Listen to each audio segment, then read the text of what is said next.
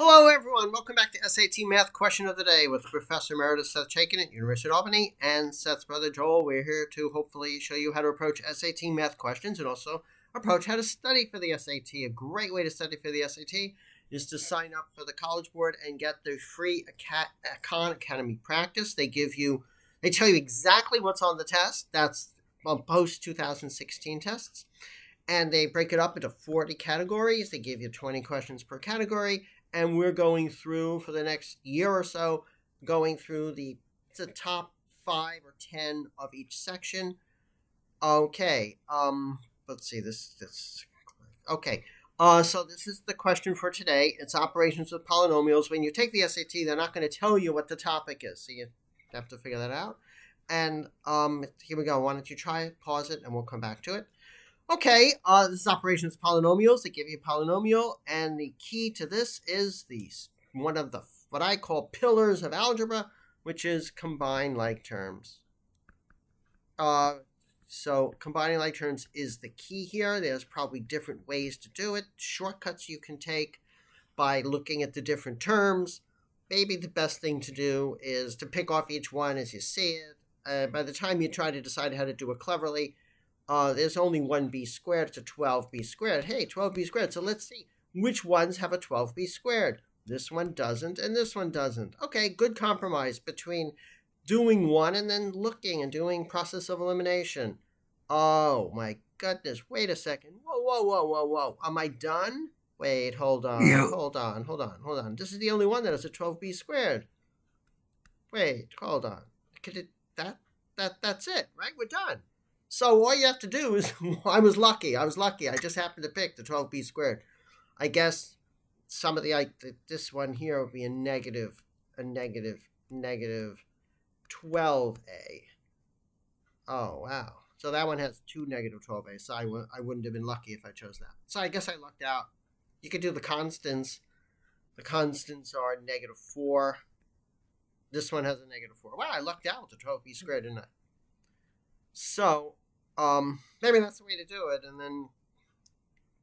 then you just, if you're lucky enough to hit one, then you use process of elimination, then you get it. If not, then you just keep going till you find one that's unique. What do you think, Seth? It sounds, yeah. It's not. You didn't describe it very carefully, but you have the idea. Now, do you think our audience will understand Right, you're right. better or what to You're do? right. Now? So when you combine like terms, what does this mean in practice? Right now, it's just 3 words. If you don't know what that means, that's not going to help you. So, like terms are terms with the same variable and the same power, or the same variables. The same variables in, or shall we say, that have the same variables, each variable in the same power, Yes. multiplied together. Right. So, what is a term? In a polynomial, a term is a number multiplied by some variable raised to some power times another variable raised to another power, or as many different variables as there are. So often, like in this polynomial, there are 2 variables, and x and a and b, and it so happens in that polynomial, the term a times b, a to the power 1 times b to the power, it has a coefficient of 0, so you don't see it. Right. AB. So terms are like, if you have a 3 times a squared and a 7 times a squared and a 9 times a cubed. These two are like, because the product of the variables is the same. The coefficients are different. Okay? Right. So, so two polynomials are the same if for every term on one side and the term on the other side that is like it, the coefficients are the same. Now, of course, what you have to do is combine like terms. Also, you need to combine the like terms to simplify the polynomial to tell whether it's the same as another polynomial. But you said something about the coefficients are the same. The coefficients of the same product of variables. Yeah. You have to combine them. Yeah, so 9a squared and 9a cubed plus 7 was it a squared right, plus 9a squared. Right. Like terms of these 7 times the a squared and the 9 times the a squared are like, and you add them by adding the coefficients. 7 plus 9 equals 16. And so these two coefficients, these two terms combine to become 16 times a squared. And this term, the 9a cubed, stays off by itself. I like to think of it as dogs and cats, or hamburgers and hot dogs, or, I don't know, eggs and rocks. Yeah. Oh, yeah. That's a good idea. This represents the dogs. You got 7 dogs and 9 dogs. How many dogs total do you have? You have 16 dogs. And then you have 3, and you have 9 rocks. So, and then you can't combine the 9 rocks and the 16 dogs. Well, no, there's something missing about this, because if a cubed is a rock and a squared is a dog, well, you can divide a rock by a dog and get an a. So the analogy does that analogy does not carry everything. Right, with multiplication. With multiplication, that doesn't carry, because then you can do greatest common factor. We're not doing any greatest common factor stuff. We're just talking about combining like terms. We're not talking about dividing, multiplying, factoring. Well, sometimes when you work with polynomials, you would factor. Yeah, but that's not in order to tell whether they're the same. For example. No. Let's just stick to combined like terms. Let's talk about factoring. If we do factoring, we're going to go off on a tangent. Let's stay to just. I'm not going to do factoring. I'm just going to write x squared minus 1 divided by x minus 1. We're not doing this is a polynomial, and it's equal to x plus 1. Okay, but we're not doing that. That's not what we're doing. We're doing. That's the next question. Maybe. We don't know. No, maybe not. Well, we're not going to do that. So that's the idea with combined like terms. You have to match the like terms like you would match the dogs, the cats, the rocks, and the trees, and you do a count of how many you have, and that's what you have. And, where a dog, cat, rock, tree thing that you're talking about is really, a variable with a certain number of times it's multiplied together, combined with other variables, multiplied all together, each one with a different number of times. Right. Yeah, those are called monic monomials. Monomials, products of variables, including powers of variables, where the coefficient is 1. What do you mean the coefficient is 1? A times b squared. Yeah. The coefficient, that is a monomial. It is 1 times a times b squared. Right. Its coefficient is 1. Okay. It's called a monic monomial. Right, but then you can multiply that by 7 to have a 7. Yeah, then it would not. It would be a term. It would not be monic. It would have a coefficient that's different from 1. Oh, so this is not monic, right? Yeah. The one they gave us is not monic. Yeah. Okay, but for as far as we're concerned, we don't really care about that. Yeah. Yeah. Okay. And then there's another use, maybe the more The actual usage of monic is the whole polynomial is said to be monic if the coefficient of the highest coefficient, or the coefficient of the highest order, that is the term with the most powers of variables, the most total of power of variable, has a coefficient of 1. But what happens if it's a tie and you have If it's a tie, that's plus that is not called monic. Okay. Well, it's called monic. Well, actually, what they would do and what's done in algebra is they will give an ordering that puts the monic monomials in something like a lexicographic order, so that if you have any collection of them, any collection of them, there is one that's that's at the beginning,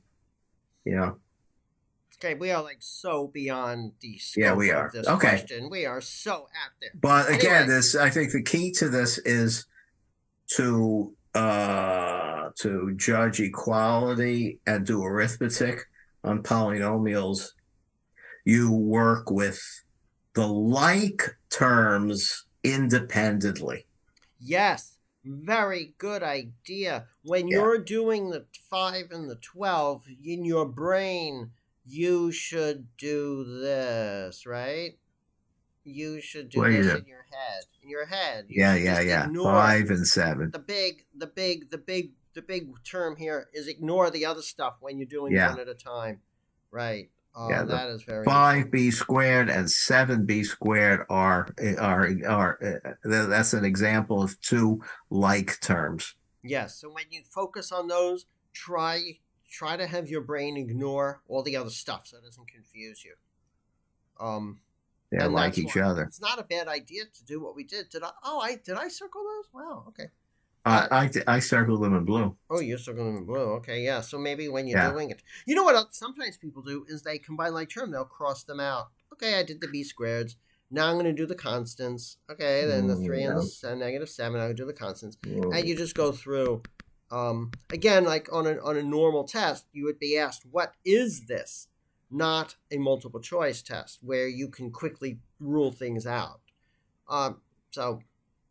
So there's not much to this other than combine like terms. So in order to get to this level, you need to do the first 15 questions. So that's good practice. So by that time, you'll get good practice doing this. Make a few mistakes, probably with negative signs, and then you get better with it. So let's see how they do it. It's curious to see whether they use process of elimination. Something tells me that they're not going to use process of elimination, even though it's the faster way to do it. But maybe, as we've always been saying, only do the process of elimination after you know how to do it without the process of elimination. In other words, doing it, actually getting the answer. Then you can start taking shortcuts and do process of elimination. Okay, makes sense? That's this one, right? Let's see if we all agree. Yes, we do. And how do they do it? We know the sum signifies addition. Oh, that we didn't even notice that. I guess we took that for granted. In order to add these two polynomials, let's first reorder. Oh, reorder. Wait, what are they doing? Let's first reorder them. Now let's vertically align the polynomials so it's easier to see the like terms. That's traditionally the way it's taught. And then you just go through, and it's not a bad way to do it when you have time. If you have enough time, this is a great way to do it. It's also a great way to do it if you actually want to get the answer, not a multiple choice test. So, okay, I guess that's not much else to say, right? Except that today is Throwback Thursday. Throwback Thursday, we go back to the pre-2016 test when they did not tell everyone what is on the test. And they did the post-2016 test, the test more reflects what you do in school. Before 2016, it was more of a reasoning test, maybe an IQ test. You had to bring in some other thinking powers. So on Thursday, we throw back and we go back to a post-2016 question. So, Zeitboard. Yeah, here it is. Wow, here we are. We have our Hmm. we have our Throwback Thursday from maybe the late 1990s. Okay, it's one of these questions where you have to. Wait, we're not going to be in Zyper because it's too slow. We're going to be in Zoom, where you have to choose which column is bigger. Is column A bigger? Is column B bigger? And then you choose A, B, C, D according to this rule. I crossed out. What? Come on. Are you kidding? Yes. Wait, what happened there? Oh, here it is. Oh, Zyper is very disappointing. Okay, hopefully it stays. Now stay. Hmm. Stay. Okay, stay. Be a good Zyper. Or at least try to listen to us. Okay, here we go. Ready? So try it out. Points P and Q lie on line L. Point R does not line on line L. The length of PQ, the length of PR. My gut feeling, well, anyway, try it yourself, come back. My gut feeling is you can't determine it, but we really have to think this through. What are they talking about? Well, P and Q line on line L. R does yeah. not line on Of L. course, the L might be all the way over. Might go all the way through P and Q. Extends to the left and right. Oh, because Draw it's that. an Okay. infinite line. It's an infinite line. Very good. Very good Yeah. observation. So maybe we should So even put a little arrow there. okay. Yeah. So now they want you to compare the length. Now R is not on the line. It's the only thing they tell you, and they want you to compare the distance from P to R, So let's make that and from P to Q. All right, good. Wait, So the let's length- think R could be far, far, far, far away. right. Well, let's And make the R length of here. PR would be big, big, big, big. Now On the other hand, R could be right there next to P. yeah, very A little bit off the line, but right next to P. Yeah. We can put that one. So in. PR could be very, very, very big compared to PQ. R not being on the line. And PR could be very, very, very little. Right. Compared to PQ. Yeah. You can't tell. Right. Now, that also, using a little test-taking strategy, is question 2 of the unit. So this seems almost too easy, right? It's too easy, yeah. But it is also just question 2. And maybe when they make tests, I'm not sure. I guess your gut feel would be when they make tests, they put the easy questions first. But I don't know. The one above it, maybe for fun, we could check this one out. I mean, it's hard to. I could rewrite it. Why not? Maybe this is a weird question. It's almost too easy, right? Are we missing something? And also, my gut feeling for what the answer was consistent with the correct answer, which sometimes happens. Wow, that is weird. We have to make sure there's no trick here. So let me look and see what the answer is. In the book, the SAT book, they do not explain. Back then, they did not explain the answers. That's the way it is. Okay. Section 4, question 2. D. Yes, you cannot determine it. Okay, so that was almost too easy. Should we do question 1? Let's do it. Okay, let's do question 1. I'll rewrite it, okay? Because I erased it, and I don't want to bother with the... Nah, forget it. I'll just do it. Ready? X equals -2. You can see through that. Y is equal to -x. Looks like we can tell exactly the relationship just by writing this. Okay, that's it. Okay, which is bigger, X or Y? Now, we know what they are already, right? Wait. I'm sorry. This is 4x squared. Oh. And this is 8y. But can we calculate X and Y exactly? This pins down exactly what X and Y are, aren't they? Yeah. You got to be careful, though, right? Isn't Y? We do substitution, one of the other pillars of algebra. Y is 2. Negative of negative. We got to be careful, though. Y is 2. So X is -2. Y is 2. So now we can get this exactly. Yeah. 4. Now, actually, we don't have to know if we're negative signs. Who cares if it's 2 or negative 2? It's going to be 4. It's going to be 4. Times And 2 this is is 8. 8. Now, be careful. You got to use the right negative sign. Okay, it's 4 2. times 4 is 16, yeah. Yeah, so it looks like they're the same, right?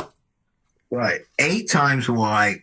Y is 2. Yeah, so 8 times 2 is 16.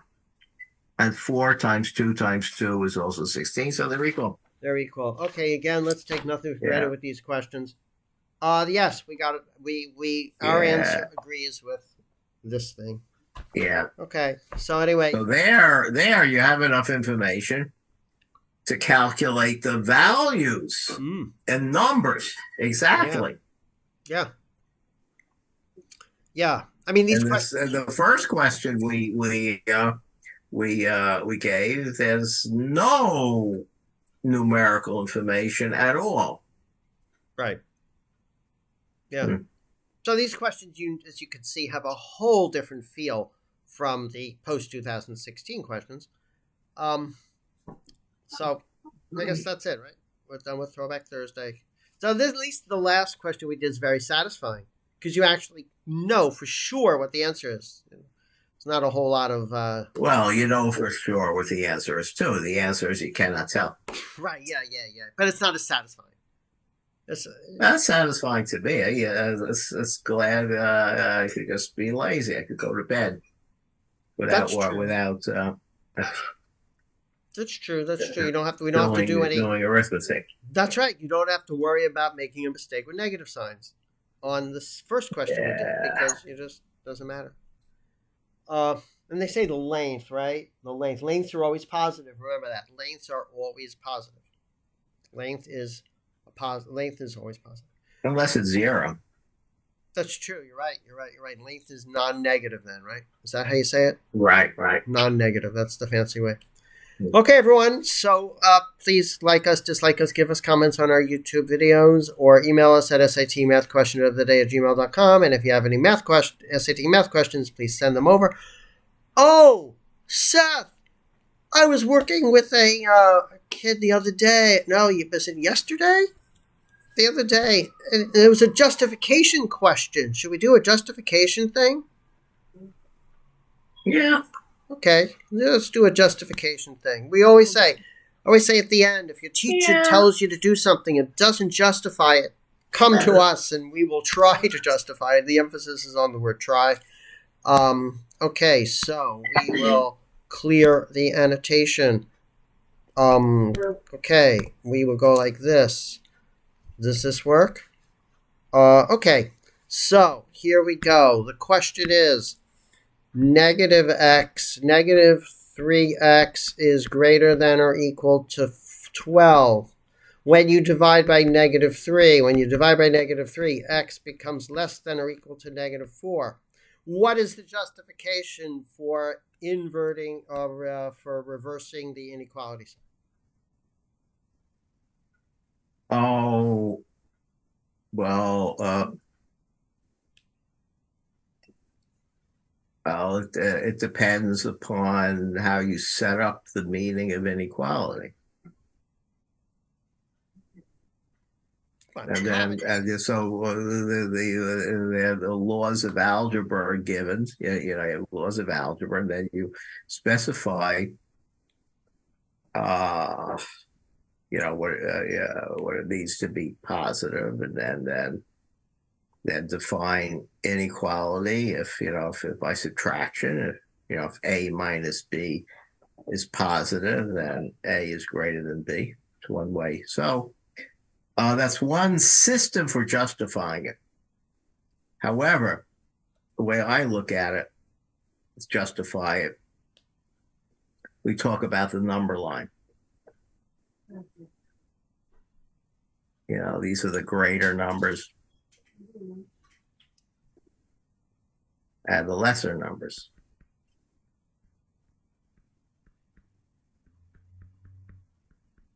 Okay. And, I have a number like A and a number B. Let's say B is greater than A. Now, if you multiply let's imagine multiplying the number line by -1. So we have 0, 1, 2, 3, 4, etc.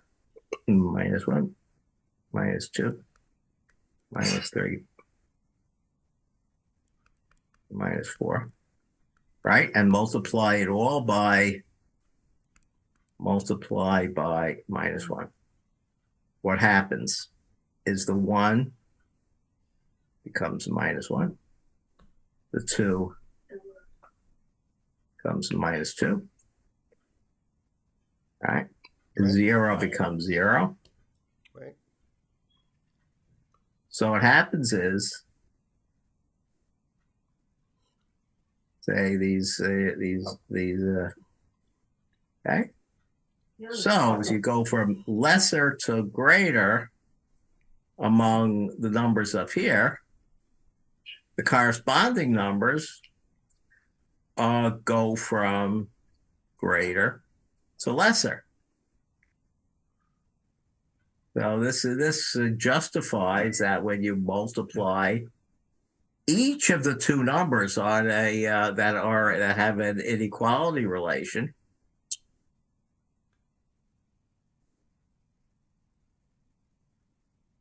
and you're wondering what's between them, the inequality relation reverses. Oh, okay. Now, what is this? 12 minus 3x compared to 12. And then operate on both sides by -3. Well, operating by divide by -3 is the combination of divide by 3. Well, dividing by some number 3, what that does to the number line is shrink it. It shrinks it, but without changing the order. You know, it makes the number line go like that. You mean that little squeezes it together. Right. Doesn't change the order. Right. So -3x divided by 3 is in the same order as 12 divided by 3. Okay. But then to divide by -3, after dividing by 3, you then multiply by -1, which flips it around. Oh, okay. That's a good justification. Flips it around, and you have to 3x divided by 3 is less than or equal to 12 minus, well, say we need minus 12 divided by 3, right? And then you simplify this. X is less than the minus of 3 divided by 12. 3 divided by 12 is 4. So again, x is less than or equal to -4. Notice that you do it with algebra. Doing it the algebra does not force you to visualize. And it's hard to visualize this because you don't know what x is. Right. Yeah, and to visualize with this, what you have to do is figure out where on the number line are x's that are like this, right? And the way I visualize, I don't visualize that right away. What I think when I see this, if I see -3x is greater than or equal to 12, the way I think of this is that the left-hand side is greater than or equal to a positive number. The left-hand side is greater than or equal to positive, so it's a big positive. So x, I think that the left-hand side is positive and greater than 12. And in order for that to happen, the x has to be negative. Because the only way you can get a positive number by multiplying a negative number by something like x is for the x to be negative. Right. So I think that the x has to be negative, and it has to have such great magnitude its absolute value, its positive form, has to be so big Right. that 3 times it is greater than 12. Right. It overcomes the 12. Right. And so x has to be a very, very negative number. Right. With absolute value at least 4. Right. And be negative. So x has to be below -4. Well, that's the way I would think of it too. But that justifies the answer. That gives common sense to the answer. That makes the answer make sense. But then the bottom line is, but that still doesn't justify what gives you the right to when you do. Yeah. Well, we haven't developed. We haven't presented to the audience the starting definitions from which we start our chain of reasoning. I see. I see. In other words, for full-blown proof of this and the justification, you need to really start from scratch, which we probably should. Well, what do you mean by start from scratch? I don't know. I don't know what I mean. Starting from scratch means defining, telling your students what the relationships you are assuming, and then the math logic comes from doing logic on assumptions that you lay out on the table. It's like this. How do you figure out a chess strategy? How do you understand? How do you carry out a strategy in a game like chess? Well, you have to first. You have to start with the rules. Right. You have to know what each thing can do. What the rules are for combining the moves. Right. Yeah. And the rules are not justified by anything other than people in society playing chess agree with what the rules are. I see. And indeed, there are different. There are different forms of chess. There is a variant of chess called Chinese chess, in which is played on a board. It's not the same shape board. It has different kinds of squares. The pieces are not the same names. The rules are different. I see. So in other words, if we wanted to do this, and I'm not sure if we are today, we're probably not. We're not going to do it. You would have to go back and define exactly what an inequality sign means from basic principles. But you also have to define. You have to set up exactly what numbers mean. Right. Exactly what arithmetic is. Right. What numbers mean. What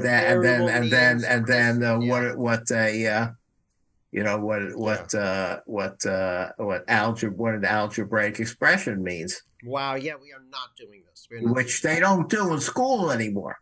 Yeah, but you do it ultimately in graduate school in math. If you major in math. Yeah. You start if you do it a couple of semesters, a few semesters into undergrad school, if you major in math. Right. Okay, fine. So that's way beyond the scope of this. This is not SAT. Right. Yeah. But this is okay. Good. So I like. They do teach a little bit of it in geometry. They do give you a better idea of the foundations of how math works when they teach geometry in high school. That may be one of the reasons why they teach geometry. That's where they teach a lot less of the logical setup of geometry, in modern curriculum compared to 2 generations ago. Yeah. Okay. So I think we're done with everything. Wow. So today we did polynomials. Today we did Throwback Thursday. We did 2 Throwback Thursdays that were fairly easy.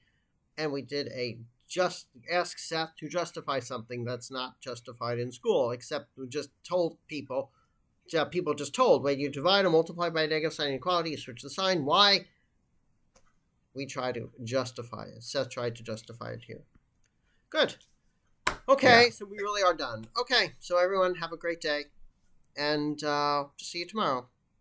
Bye-bye.